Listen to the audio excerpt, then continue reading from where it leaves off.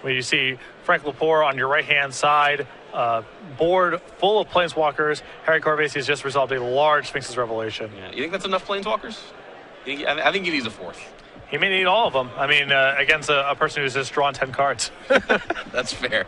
Does Harry have access to anything like Planar Cleansing or Faded Retribution, anything of that nature? No Big Sweeper, and no Elixir of Immortality as well. So he's playing on a straightforward game here, game one. Fair. So if Harry is going to answer these Planeswalkers, he's actually going to have to do it card for card. Of course, as you just said, he just drew 10, so not necessarily unreasonable to expect him to just slam a bunch of Detention Spheres here. Now, a big edge that Harry has in this matchup is no counterspells out of Frank's list. True. Too busy presenting threats, as the Savior intended, I think. But, yeah, not a lot of reactivity here other than a little bit of tricksiness in the form of 3 Advent on the Worm and a 1 of Cyclonic Rift. But keep in mind here, Harry, the way his list is set up here, he does have to win, and it can't be by decking. He has no elixir, so True. He's going to have to find a way to slog through all these Planeswalkers. Yeah, and this is one of the toughest spots for a Sphinx's Revelation deck when you are down in game 1 and you kind of feel it slipping away. Like the realization that you actually have to win 2 now. A lot of times these decks are in a position where they can win game 1 and then there's enough time left, or enough time knocked off the clock that they can kind of cruise the rest of the way. Mm-hmm. Harry definitely does not have that luxury, is going to have to win the next 2 matches. I guess I shouldn't write him off just yet. This game not over by any means. No, he's still slogging away here. You see a couple Meter Ball attacks to try to keep Frank's Kiora and Jace Architect of the Thought off of going ultimate, and Elspeth to follow up here. That's going to be plussed. Yeah, the Jace is very, very close to ultimate, as is a Johnny, actually. This is not a matchup where 100 life is particularly relevant, though. I mean, it could end up being relevant if Harry has no way to win except buy through damage. That's fair. Although... Here comes a big rev from Frank. Yeah, that is big. Harry could win by decking after all. This looks like a rev for just 4 or 5 here. Okay, leaving up enough mana to... Well, Harry is tapped out here, so it may just be an issue of him going to be discarding a hand size anyway, potentially. Okay. I would think that if you're leaving up mana, the idea is so that you can cast something in particular that you're digging to find. Leaving up 5... so was this on Harry's end step? This is all on Harry's end step. Okay. Here you see an Advent here to follow up. And Frank untapping with a loaded hand here. Cyclonic Rift, Elspeth amongst his cards. He's going to take a big untap. Yeah. This is my kind of Sphinx's Revelation mirror. Ordinarily, of course, the Sphinx's Revelation, some of the most important cards in both players' decks, they're heavily contested. I love it when players just slam Sphinx's Revelations back and forth. Yep. So you see, Johnny's going to plus on the Advent. That's going to allow the Advent to freely attack and kill Elspeth. A couple pluses here from Jason Kiora. And that's just the beginning of Frank's turn here, as you see a Corsair Crufix. It's like, all right, we have done all of our Planeswalker upkeep. Now it's time to cast spells and decide which of my 12 cards I get to keep. Another land here from Frank. So I saw a Cyclonic Rift as we passed through. I saw an Elspeth as well, actually. So a little surprising that he's not going to choose to cast that. I guess he has access to another Sphinx's Revelation, so he can fire that off if he feels the need. So passes the turn back with a bunch of mana up. Detention Sphere, the draw for Harry. That's big. Harry needs about 7 of those right now. but the first one's a start. So, and here, the real question is, what's the most important target here? Jace is actually about to ultimate. So my inclination is you have to kill Jace. Yeah, I mean, there's one Aetherling in Harry's list. So that seems very hard for Harry to beat from this spot. True. But yeah, it would strike me as a priority to keep Jace off of the ultimate. Sure. Well, of course, if Frank ultimates Jace and fishes out Harry's Aetherling, that's not actually that good. Sure. Frank can't actually blink out Harry's Aetherling, or else he would just give it back to Harry. But So Harry can then no longer, once that Ithling's gone, he's out of ways to win the game. He actually just doesn't have a win condition there. And then Ajani can also just gain 100, and now Frank's at 140 life. And can only win with Mutavaults. Yeah, and like one Elspeth or something. Right. So it looks like Harry's going to start the turn off here with a Detention Sphere. And yeah, a lot of juicy targets here. She's going to go with the Kiora. Actually, yeah, the Kiora also threatening the ultimate here. Sure. So I guess Kiora is the more frightening ultimate. They're both pretty scary. And keep in mind, Frank still has a Cyclonic Rift here in his hand, too, which can reset all of these Detention Spheres and Banishing Lights as well. True. Yeah, we see up at the top of the screen there a Banishing Light that I believe has another Jace under it. I'm not sure about that. So that's a pretty sweet play. Ultimate Jace, immediately unlock the other one. Sure. It's not bad. Yeah. All right. Looks like Harry is getting ready to fire up some Mutavaults here. No, another Banishing Light. Okay. Like I said, needs 7. Yep. He has 6 in his list. Yeah. So, but honestly, 6 would probably do it here. I may exaggerate a little. Needs 5 really, and has found 2. All right. So that Banishing Light takes care of the Jace. Now Frank just down to his Ajani and his Worm, and a ton of cards in his hand. Yeah, just an Ajani and an 8/8 Worm. That's not the worst spot to be in. Okay, of course, you can't discount Courser of Krufix either. Although Harry can overpower that stuff. I mean, that's still true. So Frank here going to take a big untap. Elspeth in hand. He's going to plus Ajani. 3 counters onto the Courser. Now Frank has some Oblivion Ring effects in his deck as well. He has access to 2 Banishing Light and 3 Detention Spheres. So he can actually just unlock his Planeswalkers on a 1-for-1 basis as well. All right, so here comes the attack from Frank here. He's got his 5/7 Courser, his 8/8 Advent token. Azorius Charm is going to handle the token. All right, so Harry weathering the storm pretty effectively here. Although, of course, as we can see, there's plenty more coming. Unless Harry can successfully fight over the Sphinx's Revelation. So we'll see right now if Harry wants to chump block. And he says, no, I'll take it. Yeah, the difference between 18 and 13 in this matchup is relatively minor. And here's a Jace Architect of Thought post-combat. Okay, so that is going to stimmy any aggression from Harry. Turn off those tokens again. Harry may have been kind of thinking in terms of like, well, I don't want to give up a token here because I can use it to pressure the Ajani, or you have to start attacking Frank at some point. Yep. So giving up those tokens seems like a much bigger price to pay when there's not a Jace in play. So Frank here trying to determine whether or not he wants any sort of follow-up here. Ooh, such a stacked hand. Yep. He can cast this Elspeth. He's thumbing in Ajani as well, though I can't imagine him casting that. He has used the Ajani this turn, right? So okay, can't ultimate and then cast, but I wouldn't imagine he would want to do that regardless. And here's a Banishing Light from Frank. Okay, so this would likely unlock Kiora. Kiora seems like a safe bet. See momentarily what this is targeting.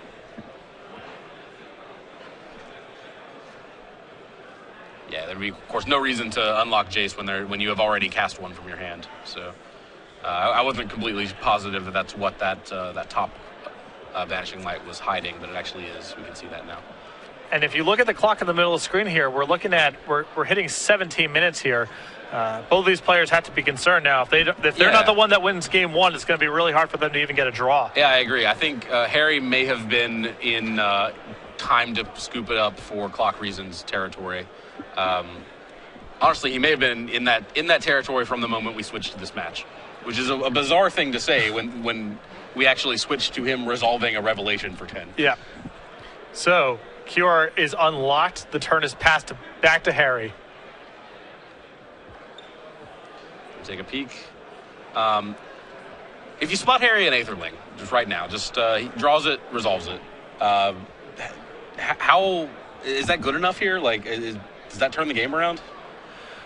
So next turn, Frank can go ahead and gain. I think that he can probably still win against 140 life and time. 8.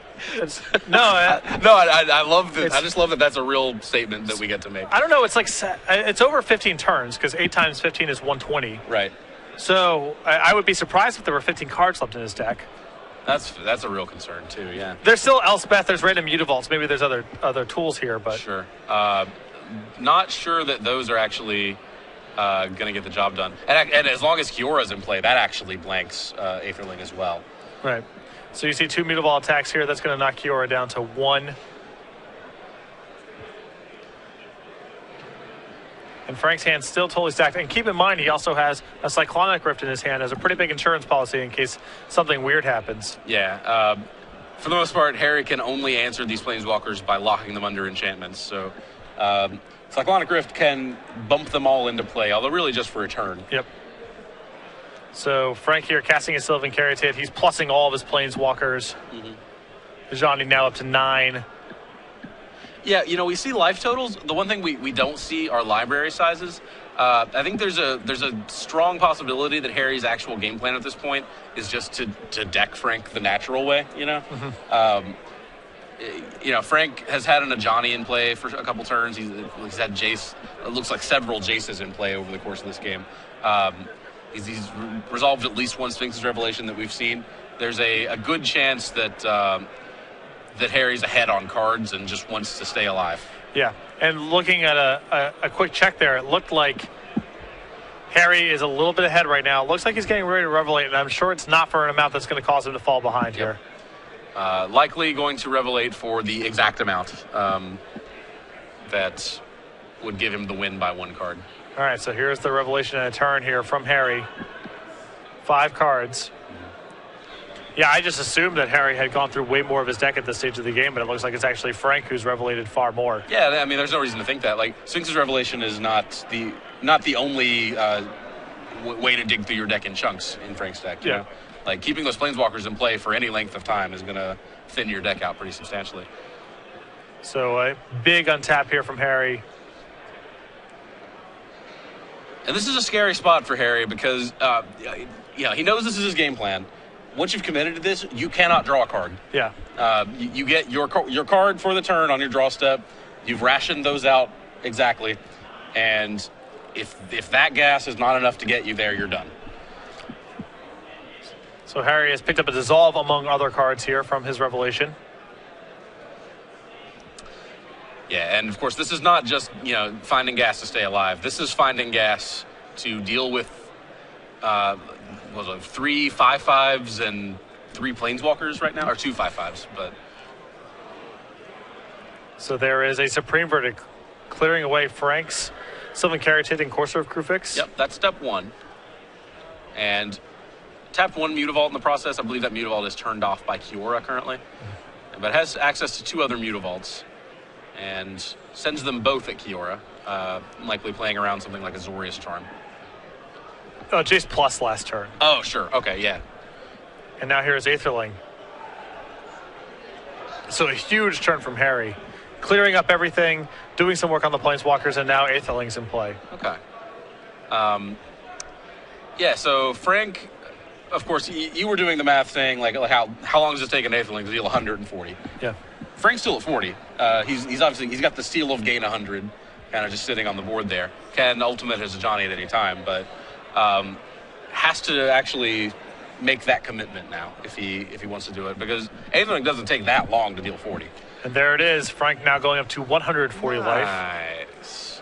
This broke our clock our tracker last time it came up. Yeah, I was actually I didn't actually think that we had fixed it yet. I wasn't sure if we had or not, but here's Supreme Verdict from Frank. Harry is simply going to blink out his Aetherling.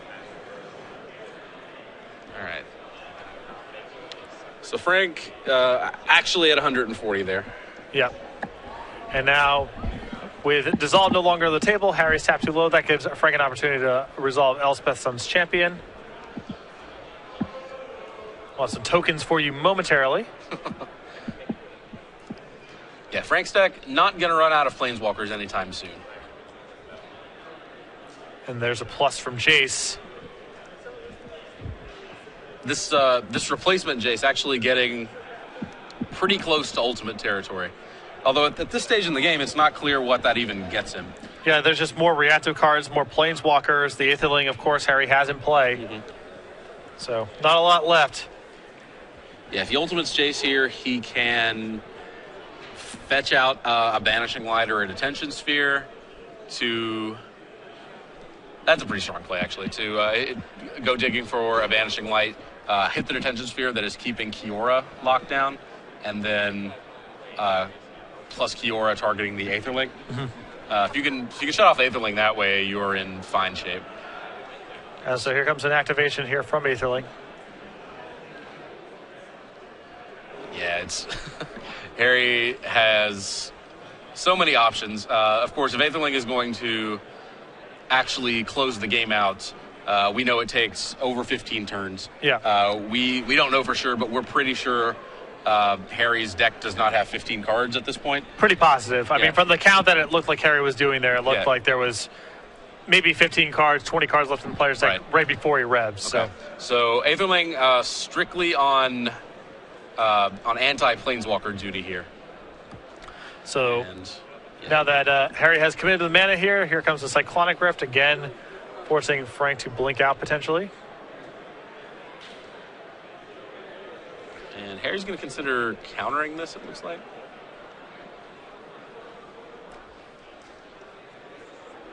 All right, so adding some mana here. Got some options for sure. Is this another Rev? I can't imagine.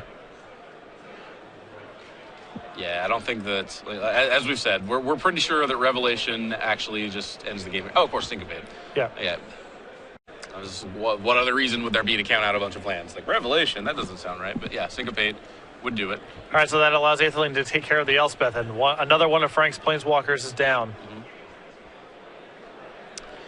Harry's sitting at a relatively comfortable 23, so Ajani likely going to tick up and put some counters on some tokens here. All right, so here is a plus from Ajani.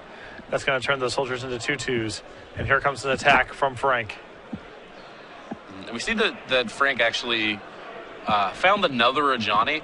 I am curious if there's an argument there for actually playing the second Ajani and making your soldiers into 3/3s there. Because of library sizes, I doubt that Frank actually wants to use the other +1 on Ajani at any point. Correct. Sounds correct to me. Yeah, there's an argument for that, and it would actually it would force Harry to use the... Well, actually, on this next turn, Harry has to attack Jace, and he's not going to kill it. So we suspect, if you're Frank, you have to suspect that Harry's Aetherling is tied up for at least the next 2 turns dealing with Jace. So here's a temple here from Harry. Maybe you want to keep the Ajani as backup because you assume that at some point that Aetherling's going to take care of the Ajani. Okay, right. You have to kind of look at each Planeswalker as a combat step. Yeah. As, you're going to have to waste mana and waste attacks with your Aetherling to deal with this Planeswalker, and then this Planeswalker, and then this one. The Ajani currently in play is 1, and Ajani replacing it would still just be 1 attack step. And we just got an update, Harry, with 12 cards left in his deck, Frank with 11. Okay. So Harry needs to stay alive for 12 turns. Yeah. That's the goal here. And again, Frank has gone ultimate with Ajani, life total at 140. Mm-hmm. This game is tense. I think as... when we went to this match, we said, well, these players really need to be thinking about the clock. They need to finish 3 games. I think both players are very much on the 1-game match mode here. And we might not even get through 1 game. No, 11 cards, not that many. I would guess that we'll get through 1, but I guess it's certainly no guarantee. Yeah, these are some tough turns and some tough end steps, though. They really are. All right, so Harry goes up. Looks like he's firing all of his Mutavaults up here.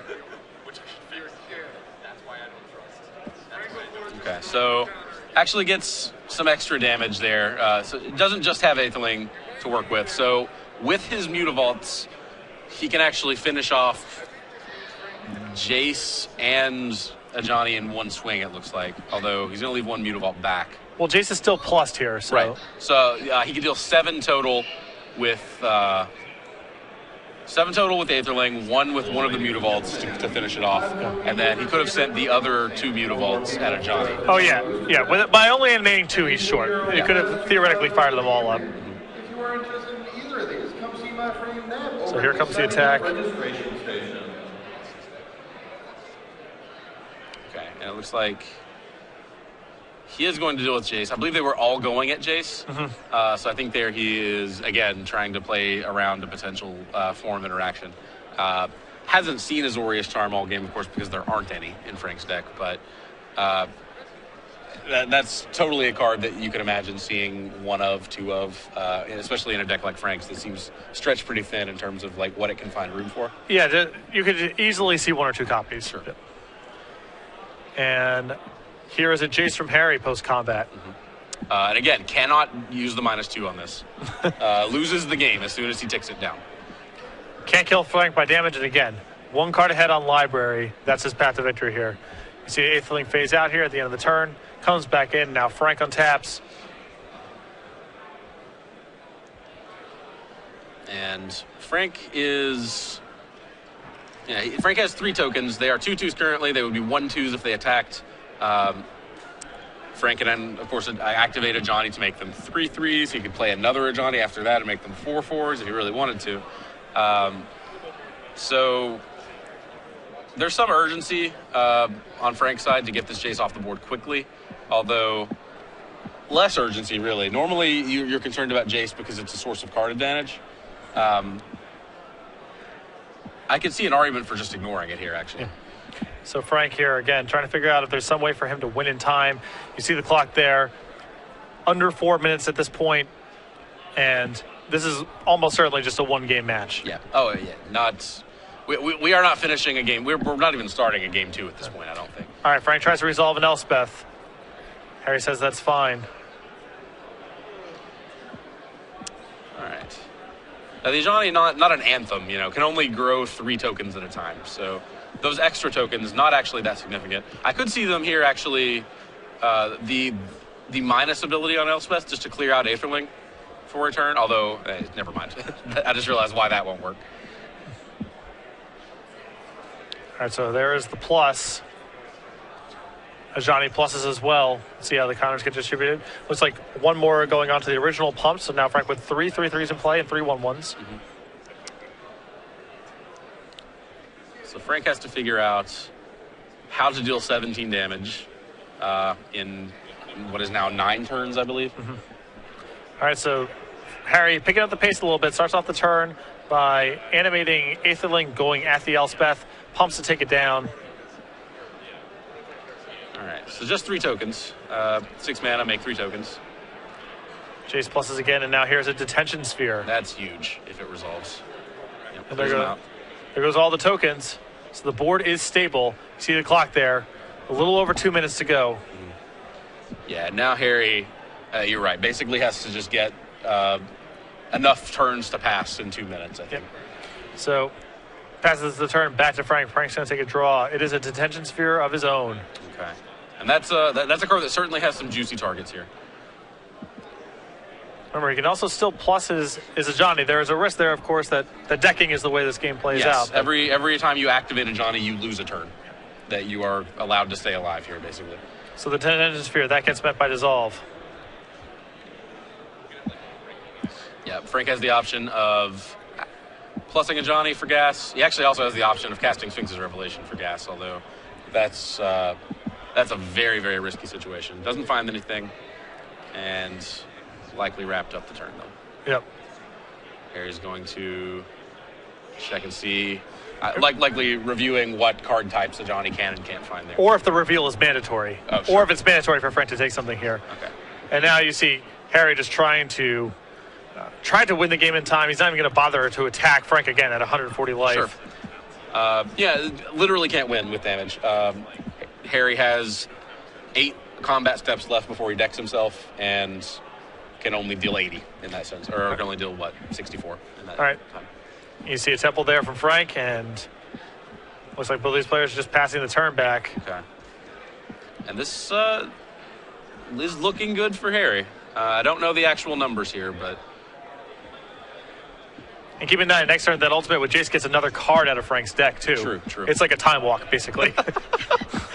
Another of all the sweet things that ultimating a Jace can do. Yeah. And Harry's going to consider things. Yep. Players in the Standard Open. That is time. And presumably has a rule special of some sort, the judge is confirming. All right. And now we see the Jace ultimate here. All right. So we can see 1, 2, 3, 4, 7 cards. Way too many. Yeah. And it looks like we're going to be looking at a draw here momentarily. So takes a look at the... Harry takes a look at what is left in Frank's deck. Yeah. This is not a game that he can win. I don't think there are any other ways for him to actually get cards out of Frank's deck. And the rare... It looks like we're looking at the rare 0-0-1 draw, unless there was some addition of time made as the players were getting over to the feature match area. That's actually totally possible. This round clock coincided with the actual round clock of the tournament by about 10 seconds. Yeah. Yeah, and it is not uncommon at all for there to be a time extension of a few minutes for feature matches. But it appears the clock was up to date. We're on time. We're on turn 2 here, and it does not look like Harry can win the game here, either by decking and certainly not by damage. Again, Frank went ultimate with that Ajani numerous turns ago. And the players engaged in discussion here. I think both kind of realized the futility of continuing to play. I mean, and a draw here is still very valuable for Frank. Right, yeah, this is the awkward thing here. A lot of times you'll see a discussion like, well, I'm clearly winning, like, would you like to concede to me or something like that? Yep. In this case, there's no shame in just saying no to that. Well, there's no shame in saying no, period, in any situation. But the match played out to its natural conclusion. Yes. Nothing left to be said about it than that. But as you said, in this case, actually a draw, a loss actually removes Frank from top 8 contention. A draw does not. Yeah. So no incentive at all for him to concede here. Going to go ultimate with Ajani again, go up to 240 life, and now the perfect 0-0-1 conclusion here. Perfect. All right. Frank Lepore and Harry Corbesi draw 0-0. Both players now X1-1, still in a potential position to win and in the next 2 rounds.